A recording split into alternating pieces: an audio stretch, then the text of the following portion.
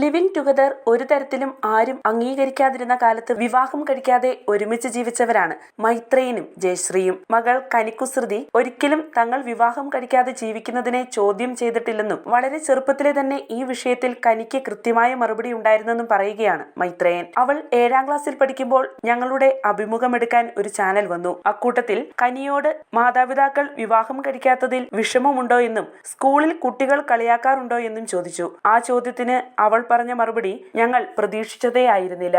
സ്കൂളിൽ എല്ലാവരും കനിയുടെ അച്ഛനെയും അമ്മയെയും പോലെയുള്ളവരെ മാതാപിതാക്കളായി കിട്ടിയിരുന്നെങ്കിൽ എത്ര ഭാഗ്യമാണെന്നാണ് അവളോട് പറയുന്നതെന്നാണ് അവൾ മറുപടി പറഞ്ഞത്. മറ്റു കുട്ടികളൊക്കെ നോക്കുമ്പോൾ തനിക്ക് കൂടുതൽ സ്വാതന്ത്ര്യം ലഭിക്കുന്നത് പോലെയായിരുന്നെന്നും കനി പറഞ്ഞു. അക്കാലത്ത് ഞങ്ങൾക്ക് കിട്ടിയ വലിയൊരു കോംപ്ലിമെന്റ് ആയിരുന്നു അതെന്ന് മൈത്രേയൻ പറയുന്നു. മകളുടെ വിവാഹത്തെക്കുറിച്ച് പലരും ചോദിക്കുമായിരുന്നു. ആദ്യം ഞാൻ വിവാഹം കഴിക്കട്ടെ, എന്നിട്ട് മോളുടെ കാര്യം നോക്കാമെന്ന മറുപടിയും ഞാൻ കൊടുക്കും, ജയശ്രീയും പറയുന്നു.